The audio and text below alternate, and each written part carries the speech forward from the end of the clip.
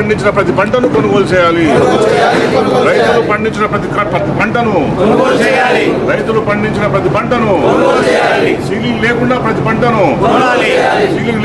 పంటను రైతు బంధువులు వెంటనే రైతు బీమాను వెంటనే నాణ్యమైన కరెంటును వెంటనే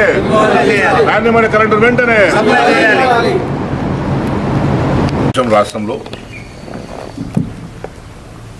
తెలంగాణలో రైతుల పరిస్థితి 10 సంవత్సరాల కింద ఎట్లా ఉండే, ఈ 2.5 సంవత్సరాల్లో ఎంత దయనీయంగా ఉంది, ఇంకా వీళ్ళు పాలన కొనసాగితే ఎంత దయనీయంగా మారబోతుందో అని చెప్పడానికి ఈరోజు ప్రెస్ కాన్ఫరెన్స్ పెట్టడం జరిగింది. ప్రెస్ కాన్ఫరెన్స్లో మా సీనియర్ నాయకులు అట్లాగే దాదాపు అన్ని మండలాల నాయకులు కూడా, మాజీ అధ్యక్షులు కూడా ఈనాటి ప్రెస్ కాన్ఫరెన్స్లో పాల్గొనడం జరిగింది. ప్రధానంగా మొన్న క్యాబినెట్ నిర్ణయం, కేంద్ర ప్రభుత్వం ఏ పంట కొనుగోలు చేస్తే మేము కూడా అదే పంటలు కొనుగోలు చేస్తామని చెప్పి రేవంత్ రెడ్డి విమర్శించడం అనేది చాలా విచారకరమైనది, దురదృష్టకరమైనది. ఇది పూర్తిగా రైతు వ్యతిరేక నిర్ణయం, రైతుల వెన్ను విరిచే నిర్ణయం. రైతులకు అండగా ఉంటామని చెప్పి హామీ ఇచ్చి కేసీఆర్ గారి హయాంలో ఏ అయితే పథకాలు ఇస్తున్నారో అంతకు మెరుగైన సౌకర్యాలు రైతులకు కల్పిస్తామని చెప్పి రైతు డిక్లరేషన్ని పెట్టి రైతులను నమ్మించి అధికారానికి వచ్చిన కాంగ్రెస్ పార్టీ ఇప్పుడు రైతులను పూర్తిగా ముంచేసింది, నట్టేడ ముంచింది. ధాన్యం కొనుగోలు చేస్తలేదు. ఇప్పటికే ధాన్యంలో ప్రధానంగా వరి కొనుగోలు విఫలమైంది, పత్తి కొనుగోలు విఫలమైంది. ఇక జొన్నలు, రాగులు, సజ్జల విషయంలో నీకు శనగలు, కందులు, సన్ఫ్లవర్ విషయంలో, ఇంకా మక్కల విషయంలో, సోయా విషయంలో కూడా పూర్తిగా విఫలమైంది. అసలు పండించిన రైతుల పరిస్థితి అసలు కొనరా అనేది దిక్కు దివానం లేని పరిస్థితి ఆల్రెడీ ఇప్పుడు రాష్ట్రంలో నెలకొన్నది. ఇప్పుడు ముఖ్యమంత్రి ఎట్లాగో కొంటలేం కనుక రైతుల నుంచి తీవ్రమైన వ్యతిరేకత వస్తుంది కనుక ఇక కేంద్రం ఏదైతే ఉంటుందో, కేంద్రం ఏదైతే మద్దతు ధర ఇస్తుందో ఆ మద్దతు ధర ఇచ్చే వాటిని మాత్రమే మేము కొనుగోలు చేస్తామని చెప్పి ముఖ్యమంత్రి నిర్ణయం తీసుకోవడం అనేది విచారకరం. కేంద్రానికి మీకు మంచి దోస్తానం ఉన్నది. మోడీ నీకు వచ్చి మీకు భుజం చేసి నేను నీకు సాతున్నా అని చెప్పి హామీ ఇచ్చిండు. 70 సార్లు మీరు ఢిల్లీకి పోయినరు, సెంట్రల్ గవర్నమెంట్ కలిసి వచ్చిండ్రు. నాకు తెలిసి మోడీని కూడా 10 సార్లు కలిసి వచ్చిండ్రు. కలిసి వచ్చిన తర్వాత కూడా కేంద్రం ఎంత కొంటే అంతనే మేము కొంటామని చెప్పడం అనేది ఎంతవరకు సబబు అని నేను అడుగుతున్నాను. కేంద్రాన్ని ఒప్పించండి మీరు. కేంద్రం 20% ఉంటుంది. నీకు వరిలో, మిగతా పంటల్లో వరిలో కూడా 20% కదా, ఏదైనా సరే 20% ఉంటారంట. మరి మిగతా 70% ఎవరు కొనాలి? మిగతా 70% కొనే బాధ్యత మీ మీద ఉన్నదా లేదా, దానికి మీరు సమాధానం చెప్పాలని చెప్పి మా పార్టీ తరఫున మేము డిమాండ్ చేస్తున్నాం. 10 ఏళ్ల కాలంలో ఎంత పండిస్తే అంత పంటగా ఉన్నారు. కేంద్ర ప్రభుత్వ నిర్ణయాలతో సంబంధం లేకుండా కేంద్ర ప్రభుత్వం ఎంఎస్పి ఏదైతే పెట్టిందో ఆ పరిమితులకు లోబడి 20% కాదు, ఎంత పండిస్తే అంత కొనుగోలు చేయడం జరిగింది. ఎందుకంటే నీకు జొన్నలు చాలా దగ్గర మనం చూస్తే ఒక్కొక్క ఎకరాకు 20 క్వింటాల దాకా వచ్చింది. కానీ 5 క్వింటాలు 10 క్వింటాలు కొంటామని చెప్పి పర్మిట్ సీలింగ్ పెట్టారు. మరి మిగతా 20 క్వింటాలు ఎవరు కొనాలి? మిగతా 10 క్వింటాలు ఎవరు కొనాలి? రేపు పత్తి కూడా ఒక్కొక్క తెలంగాణ గవర్నమెంట్ ఉన్నప్పుడు ఒక్కొక్క రైతు దగ్గర 12 క్వింటాల నుంచి 17 క్వింటాలకు వచ్చింది. అప్పుడంతా అయినా కూడా కొన్నారు. నారాయణఖేడ్లో ఒక రైతు దగ్గర 22 క్వింటాలు కొనుగోలు చేసింది రికార్డు స్థాయిలో ఆనాటి ప్రభుత్వం. మీరు ఇప్పుడు ఇంకా దిగుబడి తగ్గింది ఎకరాకి, అయినా కూడా మీరు కొనే స్థితిలో లేకుండా ఇంకా రైతుకు ప్రోత్సహించాల్సింది పోయి పంట దిగుబడి ఎట్లా పెంచాలి, రైతుకు ఎట్లా లాభం తీసుకురావాలి, రైతు ఉత్పత్తి వ్యయాన్ని ఎట్లా తగ్గించాలి అనే ఆలోచన లేకుండా మేము ఇంత మాత్రమే కొంటాము, ఈ పంటలు మాత్రమే పండించండి అని కండిషన్ పెట్టి మీరు రైతుకు ఏం చెప్పదలుచుకుంటారు అని చెప్పి నేను ఈ ప్రభుత్వాన్ని ప్రశ్నిస్తున్నాను. నిజం ఇవన్నీ కండిషన్స్ ఎందుకుంటాయి? రైతులు ఎంత పండిస్తే అంత కొనాలి. ఏది పండిస్తే అది కొనాలి. ఇంకా లేదనుకుంటే మీ ప్రభుత్వానికి ముందు చూపు ఉంటే ఏ ఏ పంటలు వేయాలి, ఏ పంటలు వేస్తే లాభదాయకంగా ఉంటుంది అనే సూచనలు సలహాలని మీ ప్రభుత్వం ఇవ్వాలి. మీ ప్రభుత్వం అటువంటి సలహాలు సూచనలు ఇచ్చే సోయి మీ ప్రభుత్వంలో ఉన్నలో లేదు. పండిస్తున్న రైతుల్ని వాళ్ళ పంట కొనే స్థాయి మీకు కనిపిస్తలేదు. మరి మీరు ఏం చేస్తారు? ఇంకా ఎందుకు మరి మీ ప్రభుత్వం ఎందుకు కొనసాగుతుంది? మీ ప్రభుత్వం తప్పుకోండి, మీకు చేత కాకపోతే తప్పుకోండి. కేసీఆర్ గారు ఉన్నప్పుడు ఏమన్నా రైతు కష్టపడ్డా? కరెంటు ఇబ్బంది ఉన్నది, యూరియా దొరకలేదు. యూరియా అమ్మడం అంటే యూరియాను యాప్ పెట్టి యూరియా యాప్ అమ్ముతున్నారు. ఇంకా నీకు పంట కొనమంటే దానికి సీలింగ్ పెడుతున్నారు. మరి ఇంకా మీరు ఏం చేసినట్టు రైతుల కోసం? సో ఇవన్నీ రైతు వ్యతిరేక విధానాలు కనుక మేము మా పార్టీ తరఫున మేము దీన్ని డిమాండ్ చేస్తున్నాం. అన్ని రకాలుగా ఏదైతే మీరు రైతుల పట్ల మీ ప్రభుత్వం మీద మేమందరం అది చెప్తున్నాం, మీది రైతు వ్యతిరేక ప్రభుత్వం, రైతు పక్షపాత ప్రభుత్వం కాదు. రైతు పక్షపాతం అని చెప్పి రాహుల్ గాంధీ గారు ఆయనతో మీరు మేనిఫెస్టో ఇప్పించుకున్నప్పటికీ కూడా ఇప్పటివరకు మీరు ఎంత రైతు బంద్ చేశారు? 11 విడతల్లో కేసీఆర్ గారు రైతు బంద్ చేస్తే మీరు ఇప్పటిదాకా ఒకటేసారి ఫుల్ ప్లేట్ ఇచ్చారు. ఈ 2.5 సంవత్సరాల కాలంలో ఒకటేసారి ఫుల్ ప్లేట్ ఇచ్చారు, ఇంకోసారి ఏమో 2 ఎకరాలకు ఇచ్చారు, ఇప్పుడేమో 1 ఎకరాకి ఇచ్చారు. మళ్ళీ ఇప్పుడేమో నాకు తెలిసి మీరు పెట్టే రైతు బంధు విడుదల కోసం మీరు బహిరంగ సభ ఏదైనా పెడుతురో అంత ఖర్చు కూడా మీరు రైతు బంధు కింద ఇస్తలేరని అర్థమవుతుంది. 1 ఎకరా ఎవరు సరిపోతుంది? ఎంతమంది 1 ఎకరా ఉంది? 1 ఎకరా పెట్టాలనుకుంటే, రైతు పెట్టుబడి పెట్టాలనుకుంటే, నీకు ఇప్పుడు ట్రాక్టర్తో దున్నాలనుకుంటే డీజిల్ ధరలు పెరిగినాయి, ఎరువుల ధరలు పెరిగినాయి, కూలీల ధరలు పెరిగినాయి, పంట తీసే ధరలు పెరిగినాయి, నీకు హార్వెస్టింగ్ చేసే టైంలో కూడా అన్ని ధరలు పెరిగినాయి. ఇన్ని ధరలు పెరిగి పెట్టిన ఉత్పత్తి వ్యయానికి సమానంగా కూడా రైతుకు ఉత్పత్తి వస్తలేదు, పైసలు వస్తలేవు. ఈ పరిస్థితుల్లో నీ ప్రోత్సాహం ఏంది? నీ గవర్నమెంట్ ఏం చేస్తుంది? మొత్తం వదిలిపెట్టేసారు. మొన్న వడ్లను చూస్తే ఏడుపు వచ్చింది. ఇట్లా మొత్తం రోడ్ల మీద ఎక్కడ వడ్లట్లా తడిచిపోయి ఉన్నాయి. మేము పోయినప్పుడు రైతులు మొత్తం కింద పోసి పాపం ఏడ్చే పరిస్థితి, లబోదిబ్బమంటున్నారు.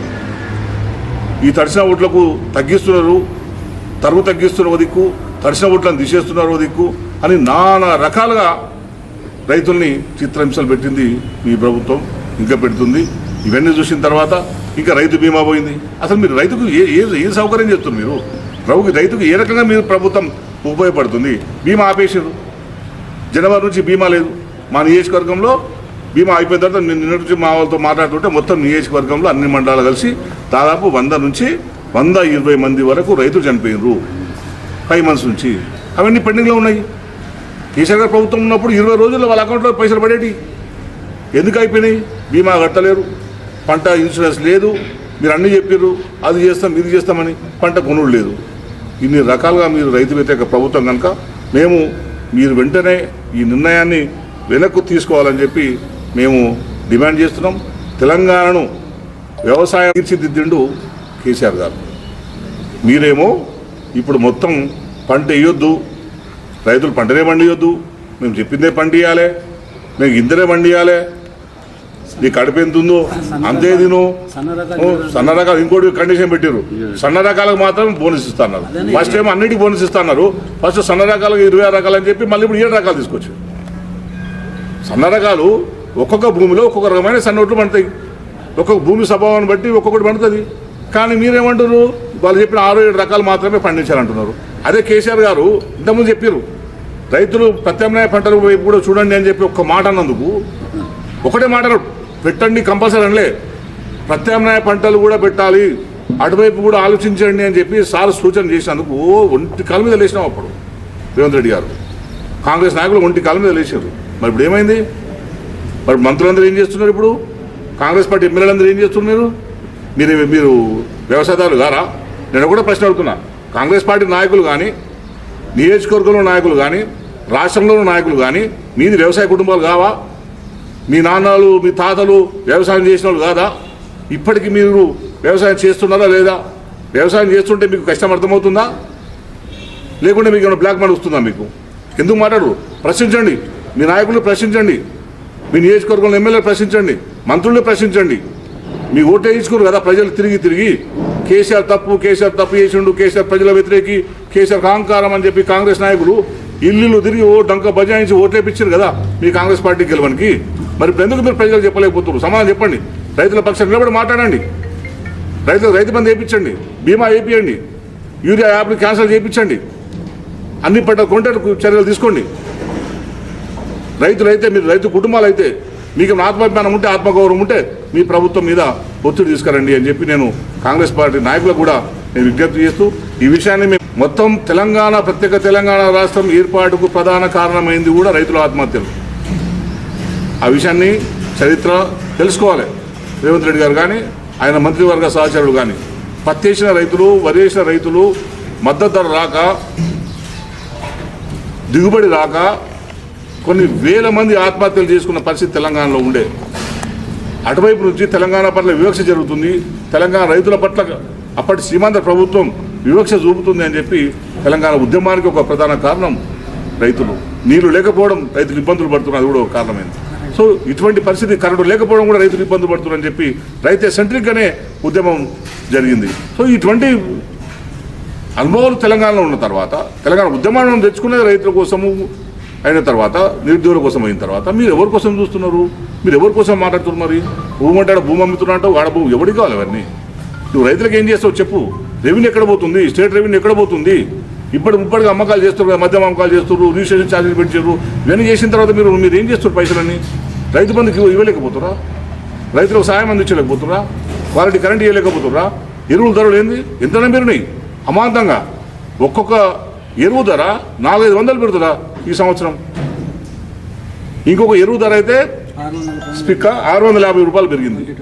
2020 650 1300 ఉంటే అది 2000 చిల్లర అయింది, అది 2150 అయింది. 600 ఇంతగానో ధరలు పెరుగుతుంటే మీకు దున్నపోతు మీద వర్షం పడ్డట్టున్నది.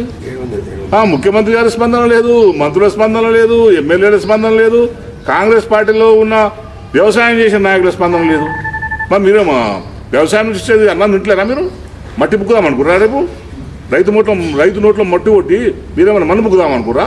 రైతులు నిర్వీర్యం చేసి మొత్తం పంట పొలాలు లేకుండా, పంట పండించకుండా, రైతులు ఎంకరేజ్ చేయకుండా, వాళ్ళను డిస్కరేజ్ చేసుకుంటా ఏం పంట పండిద్దాం అనుకుంటారు? రాష్ట్రాన్ని ఏం చేద్దాం అనుకుంటారు? కొత్తగా ఆలోచించండి, క్రియేటివ్గా ఆలోచించండి. మంచి పంట ఎట్లా పండాలో చెప్పండి, రైతులకు సలహాలు ఇవ్వండి, దగ్గర వచ్చి కూర్చోండి, వాళ్ళకు కౌన్సిలింగ్ చేయండి. మీరు ఎంత పంట వేసినా మేము కొంటామని చెప్పండి, ఎక్స్పోర్ట్ చేసుకోండి, చేయండి. ఎందుకు వ్యతిరేకం చేస్తారు? ఎక్కడ లేని వ్యవసాయ భూమి మన ప్రాంతం ఉంది, ఎక్కడ లేని వ్యవసాయ భూభాగం మన దగ్గర ఉన్నది. దాన్ని ఎట్లా వాడుకోవాలో చూడండి. నువ్వు అవన్నీ వదిలిపెట్టి నా రాష్ట్రం ఇన్కమ్ లేదు, నేను రైతు బంధు ఇయ్యా అవన్నీ చెప్పుకుంటే ఎట్లా పోతా? ఇన్కమ్ ఎట్లా పెంపొందించుకుంటావు? ఇన్కమ్ వ్యవసాయం కూడా మార్గమే కదా. దాన్ని నువ్వు నెగ్లెక్ట్ చేసుకుంటా, నాకు ఆదాయం లేదు కనుక నేను భూములు అమ్ముకుంటూ పోతా అంటే నేను మొత్తం ఇక రాష్ట్రం కూడా అమ్ముకుంటూ పోతావు. రేపే ఇట్లాగే ఉంటే, అందరం కనుక సైలెంట్గా ఉంటే మొత్తం నువ్వు రాష్ట్రాన్ని అమ్ముకొని పోయే పరిస్థితి వస్తుంది. అందుకే మా పార్టీ తరఫున మేము డిమాండ్ చేస్తున్నాం, మీరు మొన్న ఏదైతే క్యాబినెట్లో నిర్ణయం తీసుకున్నారో ఆ నిర్ణయాన్ని వెనక్కి తీసుకోండి. కేంద్రం ఏదైతే మద్దతు ధర ఇచ్చి ఉంటుందో అంతవరకే కొంటామని అనడం అనేది తప్పు. అది వ్యతిరేకమైన నిర్ణయము. అవసరమైతే కేంద్రాన్ని ఒప్పించైనా సరే, కేంద్రం ఒప్పుకోకపోతే మీరైనా రాష్ట్ర ప్రభుత్వమే వాటిని భరించాలి. ఇప్పుడు మక్కలు కొంటున్నారు, ఇంతకుముందు మక్కలు కొన్నాము, రాష్ట్ర ప్రభుత్వం కేసీఆర్ గారు ఉన్నారు, జొన్నలు కొన్నారు, కేంద్ర సంబంధాలు కూడా ఉన్నారు, శనగలు కొన్నారు, కేంద్రం సంబంధాలు కూడా ఉన్నారు. మేము పోయి సార్తో చెప్పినాం, నేను నారాయణగఢ్ ఎమ్మెల్యే, అట్లా జుక్కల్ ఎమ్మెల్యే గారు అందరం పోయి, సార్ మా దగ్గర సింగూరులో నీళ్లు తగ్గిన తర్వాత చాలామంది బ్యాక్ వాటర్లో శనగలు వేసుకున్నారు సార్, అట్లాగే ఇది పత్తి అయిపోయిన తర్వాత నీళ్ళ మీద జొన్నలు వేసుకుంటున్నారు సార్, వేరే సెకండ్ క్రాప్ వేసుకుంటున్నారు, ఆ పంటలు కూడా కొనాలి సార్, రైతులకు ఇబ్బంది పడతారంటే వెంటనే కొనుగోలు చేసినారు. అది నీకు రైతుల పట్ల మీకు ఒక సాఫ్ట్ కార్నర్ ఉండాలి, కానీ మీరు ఎక్కడో రైతుల పట్ల సాఫ్ట్ కార్నర్ లేదు. ఎట్లా తగ్గించాలి, ఎట్లా కత్తెర పెట్టాలి, మొదటి నుంచి మీ ప్రభుత్వం వచ్చినప్పటి కత్తెర పెట్టుకొని తిరుగుతారు. ఏంది పథకాలకు కత్తెర పెట్టారు, కేసీఆర్ సార్ రెడీ చేసిన బిల్డింగ్లో కత్తెర పెట్టుకుంటూ వస్తున్నారు. ఇవి తప్పించి మీరు ఏది కూడా మీరు సొంతంగా చేసిన పరిస్థితి లేదు. అందుకే మీ విధానాలు మార్చుకోవాలి. నేను ఒకటి చెప్తున్నా, వీళ్ళు విధానాలు ఓన్లీ భూములు అమ్ముకోవడం, పైసలు చేసుకోవడం మీదే దృష్టి పెట్టిర్రు. నేను ఎందుకు చెప్తున్నా, ప్రజలందరూ కూడా విజ్ఞప్తి చేస్తున్నా, ఈ ప్రభుత్వం మీద ప్రతి ఒక్కరు కూడా ఒత్తిడి తీసుకురావాల్సిన అవసరం ఉన్నది. ఇదొక్క రైతుల సమస్యనే అని అనుకుంటే మనందరి జీవితాలు కూడా బుగ్గిపాలైతాయి. దయచేసి అర్థం చేసుకోండి. ఇది మనందరం కూడా రైతు కుటుంబం, మనందరం కూడా రైతుల నేపథ్యం నుంచి వచ్చినాము. రోజు పొద్దున్న నుంచి సాయంత్రం దాకా వాళ్ళు కష్టపడితేనే మనకు ఫుడ్ వచ్చేది, తిండి వచ్చేది. అట్లాంటిది ఎవరెవరైతే ఉన్నామో రైతు కుటుంబాలను చూసిన వాళ్ళు, విద్యార్థులు కావచ్చు, యువకులు కావచ్చు, మిగతా సెక్షన్ల వాళ్ళందరూ కూడా రైతుల పక్షాన నిలబడాల్సిన అవసరం ఉంది. ఈ ప్రభుత్వ నిర్ణయాన్ని వ్యతిరేకించాల్సిన అవసరం ఉన్నది అని చెప్పి నేను ఈ సందర్భంగా తెలియజేసుకుంటూ, మా పార్టీ రేపటి నుంచి ఏ నిర్ణయం తీసుకున్నా దీని మీద రాష్ట్ర రైతులకు అనుకూలంగా ప్రభుత్వ రైతు వ్యతిరేక విధానాలకు నిరసనగా తీసుకున్న అన్ని కార్యక్రమాల్లో మా కార్యకర్తలందరూ కూడా గ్రామ స్థాయి నుంచి నియోజకవర్గ స్థాయి వరకు అందరూ కూడా యాక్టివ్గా పాల్గొంటారు. ఈ ప్రభుత్వ విధానాలని నిరసిస్తారు. ఈ నిర్ణయం తీసుకునే వరకు కూడా మేము ముందుంటాం. రైతులు కూడా ఎవరు అధైర్యపడొద్దు, మాతో కలిసి రండి. బీఆర్ఎస్ పార్టీ ఉంది, కేసీఆర్ గారు ఉన్నారు, కేటీఆర్ గారు ఉన్నారు, హరీష్ రావు గారు ఉన్నారు. మేము ఎప్పుడు కూడా మీకు అండగా ఉంటాం, రైతులకు అండగా ఉంటాం. ఈ రైతు వ్యతిరేక విధానాలని మనం వ్యతిరేకిస్తామని చెప్పి నేను రైతులకు కూడా నేను కోరుకుంటూ, మీరు కూడా స్వచ్ఛందంగా ముందుకు రండి. ఎక్కడికక్కడ మీరు ప్రతి ఒక్కరు మీ చేతుల్లో మొబైల్స్ ఉన్నాయి. రైతులకు చెప్తున్నాను నేను. చాలామంది యువకులు వ్యవసాయం చేసుకుంటున్నారు, చాలామంది ఉత్సాహంగా యువకులు వ్యవసాయం చేసుకుంటున్నారు. పాపం ఉద్యోగాలు పీజీలు డిగ్రీలు చేసిన వాళ్ళు కూడా ఉద్యోగాలు మానేసి కూడా భూమి ఉంటే 2 ఎకరాల భూమి ఉంటే ఎకరా భూమి ఉంటే వ్యవసాయం చేసుకుంటున్నారు. వాళ్ళందరూ కూడా మీ దగ్గర ఉన్న సెల్ ఫోన్లను వాడుకోండి, సోషల్ మీడియాను వాడుకోండి, ప్రభుత్వ విధానాలని వ్యతిరేకించాలి అని చెప్పి నేను మీ అందరికీ కోరుకుంటూ, ఏమైనా ఇబ్బందులు వస్తే మా పార్టీ ఉంటుంది, మా మండల నాయకులు, మా గ్రామ నాయకులు మీకు అండగా ఉంటారని చెప్పి నేను ఈ సందర్భంగా తెలియజేసుకుంటూ, రైతు విధానాలను, రైతు వ్యతిరేక విధానాలను కాంగ్రెస్ పార్టీ విరమించుకోవాలని నేను ఈ సందర్భంగా డిమాండ్ చేస్తున్నాను. జై తెలంగాణ.